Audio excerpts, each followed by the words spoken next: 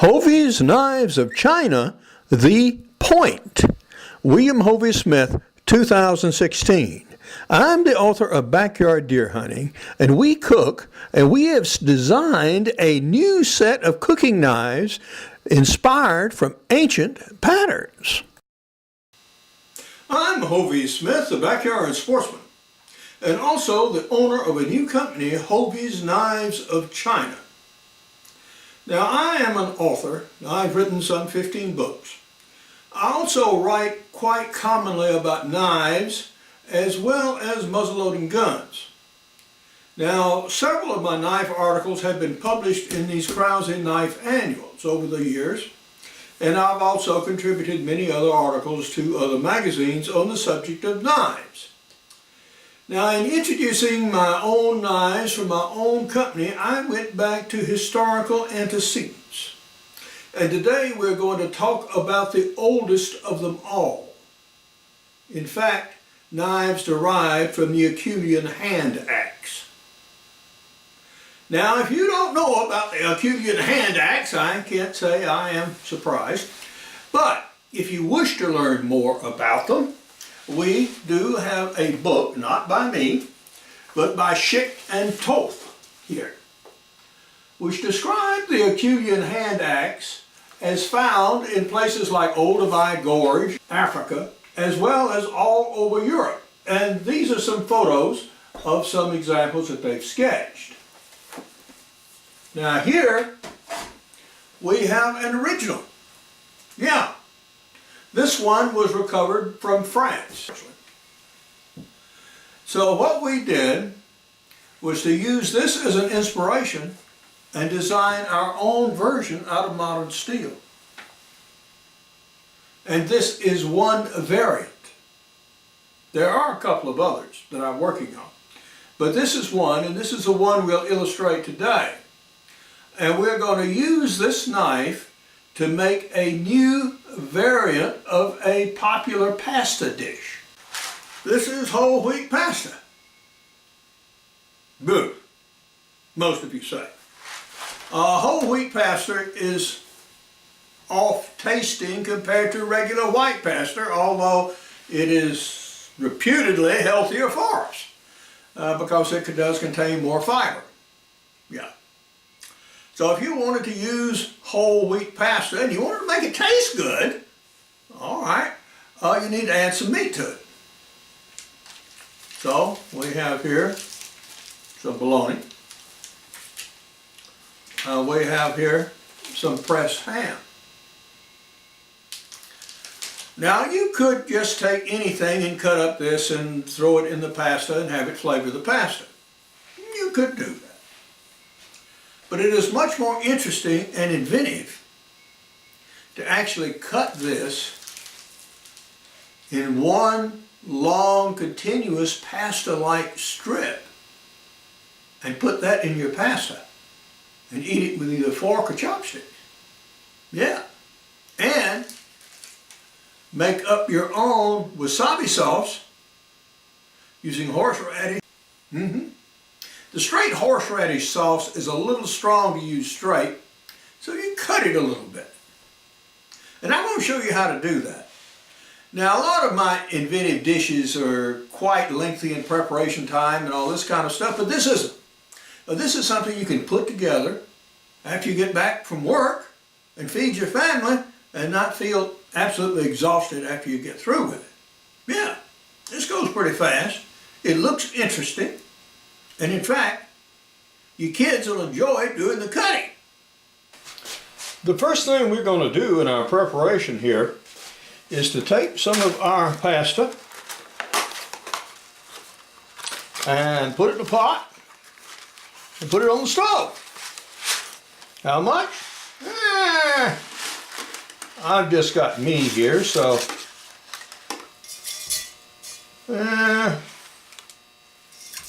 about that much is fine.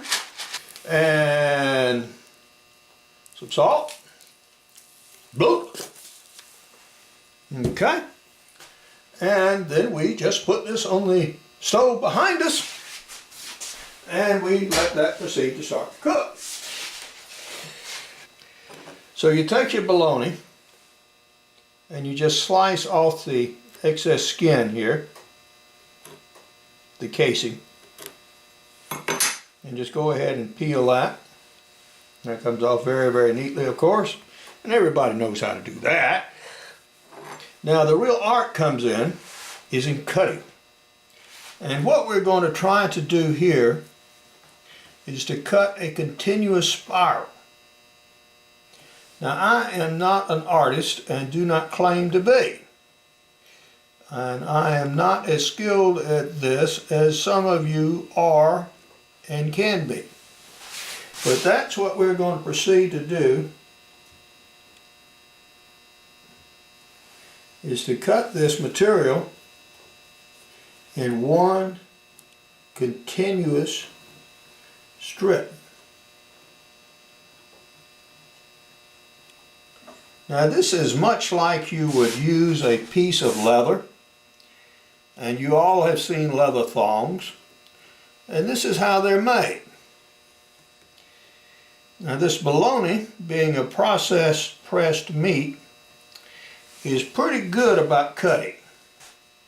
You'll see when we get around to the ham that causes more problems, as it is not nearly so uniform a texture. But we're proceeding to get around here, guiding our blade. Now the sharp point on this knife is particularly valuable for this. A few others will do as well. And this blade, by the way, is called the point for obvious reasons, since that's what it mostly is. And it is used exactly for purposes like this. There is a little cutting surface, so you could use it for chopping and trimming if you wished, but this is what its primarily use is. Now many of my knives have truncated points for safety reasons. They're heavy knives, and if they should fall from a table, yeah, they'll go through a boot. So having no points on these knives, we give you a separate point. So if you want to do a little something like this, you can. Okay, now let's see what we have wrought here. So we come around and we unspool like this. There's one pretty good run. No big deal that we didn't have to make it all the way around, or that it happens to be of absolutely non-uniform thickness. Okay, and there we go. So now these are going to be put in the pasta, and they'll be eaten very much like the spaghetti is, either with chopsticks. And by the way, spaghetti originated in China, by the way, and or with conventional forks. Okay, now we'll do the ham.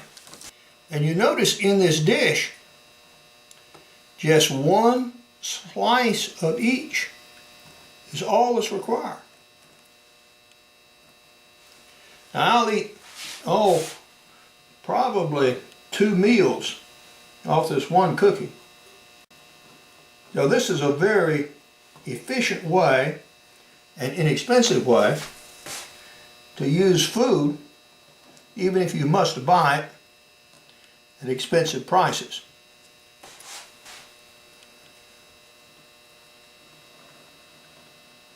The pressed ham is a little more difficult to cut because it is not as uniform as you can see.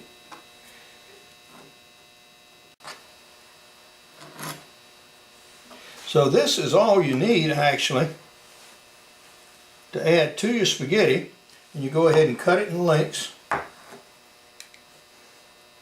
You see how much better the bologna handles.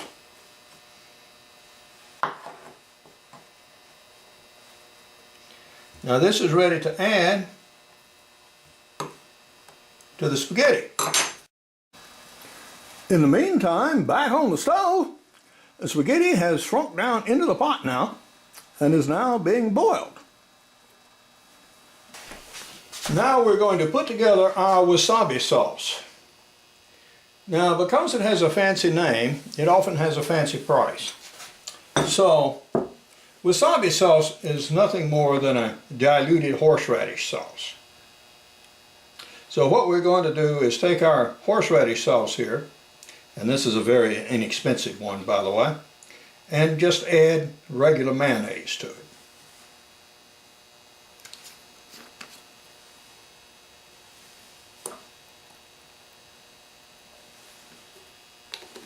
That is more than enough, and we're going to cut it with about an equal amount of mayonnaise and just thoroughly mix.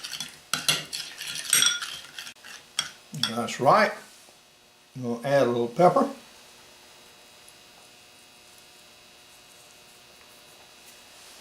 This is a very coarse ground pepper. So there are some lumps of pepper in here, so occasionally you'll get a real bite of pepper, which adds interest to the dish. If not every bite you take is exactly the same.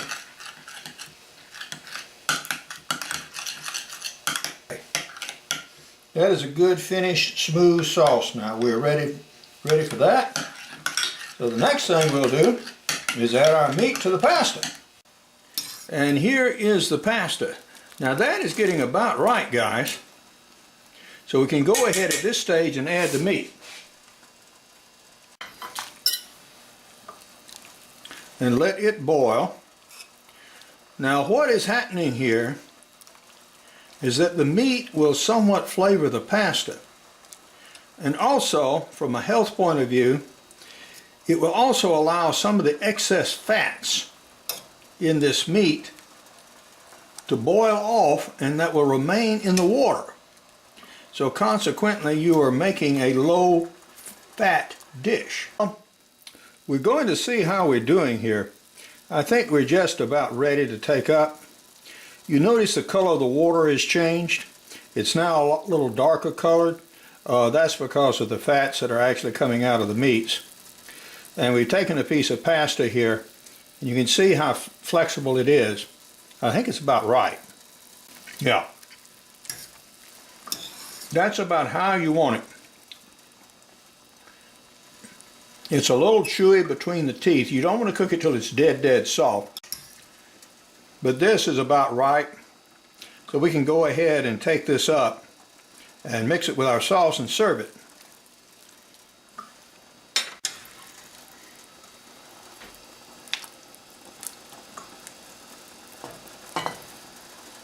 I'm allowing it to drain as I lift here. So we are putting basically a dry product in the bowl.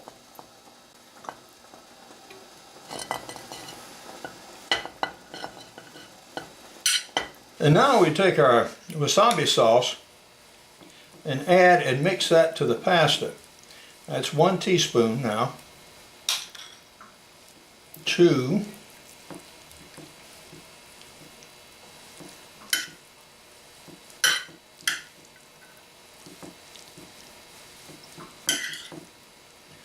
Looks like 2 teaspoons might be about right. Not going to take much more than that. Now each diner can actually add more, but 2 teaspoons seems to be about fine. Yeah, everything is coated now.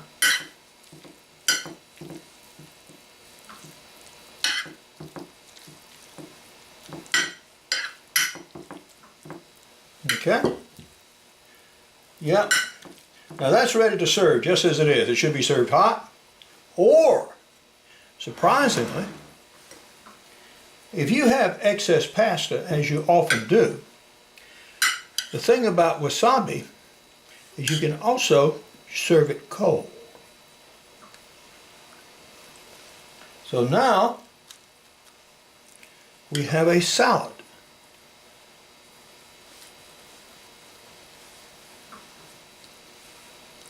And you may put a few cut up tomatoes on the top when you serve it, or a few peppers. But here you have a wasabi salad on a bed of lettuce for your excess pasta. Now, the nice thing about coating it like this is it doesn't all stick together and agglutinate it when you refrigerate it. So this can be put in the refrigerator and it will hold perfectly well overnight until the next day, just like it is. And here we have our dish. And how did we do? Well, you can eat this in the traditional fashion with chopsticks, or you can use a fork, of course. But we'll do it with chopsticks.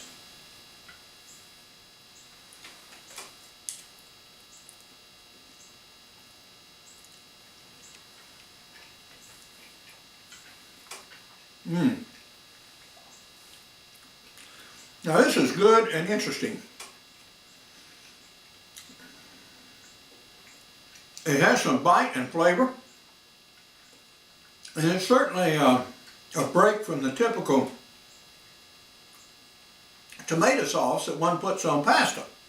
Yeah, and it also makes this whole wheat pasta much more edible than ordinarily. Now, this is fine, folks. Yeah. Now all this has been put together in a period of about, well, less than 15 minutes from start to finish, including cutting out of the meat. So this is certainly something inexpensive. Anybody can put together. Any student can do it at college. If you can afford a package of bologna or ham or whatever, you know, you can do something like this and make an interesting meal that not everyone has seen before, that doesn't cost an arm and a leg to put together. So this is a good practical product. And it's done with my point here, which has as its ancient antecedents this Aculian hand axe, who has its origins going back even further to Olduvai Gorge and the very earliest predecessors of man. Our Neanderthal ancestors, for example, were unexcelled in making really beautiful hand axes. And these are priced at thousands of dollars each. Yeah. These out of Chert from France, not nearly so expensive. At Hovey's Knives of China, we enjoy bringing back these ancient patterns and restoring them to modern and practical use in today's kitchens by today's cooks and chefs. For more information about these knives, I have other videos out. I have a blog, Hovey's Knives of China, and I will be at the Blade Show at the Cobb Galleria in Atlanta on June the 3rd through the 5th. And I'll have these knives on display. And interestingly enough, for those of you who actually want to make knives or try your hand at it, I'll have some blanks out of T410 steel. Now this is a stainless steel, unlike the carbon steel that this blade is made of. And that stainless steel will need to be ground, handled, and heat treated with hot oil to get and retain a proper temper. So you can have a chance to try to make your own of these. I also license production of these to companies and individual makers who wish to produce them under my trademark and name. And for more information about this, you can contact me at the address which follows. For now, this is Hovey Smith, reminding you to hunt what you eat and eat what you hunt. Be legal, be ethical, be safe, goodbye, God bless, and see you next time. I have recipes and chapters about knives in all of my books, including backyard deer hunting, crossbow hunting, practical bow fishing, and a few more advanced recipes even in extreme muzzleloading. I also have a set of e-books on muzzleloading guns, including shooting and maintaining your muzzleloader and hunting big and small game with muzzleloading pistols. I have a new series of business books under the Profit brand. These include ideas for new businesses, finding ideas for your million or billion-dollar business, and here's a little blurb about me and about the book.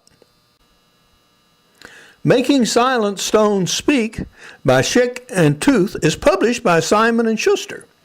For more information on my outdoor books, blogs, and more than 500 videos, you can go to my website, www.hoveysmith.com. Good hunting and good eating from the outdoors. Goodbye, and God bless.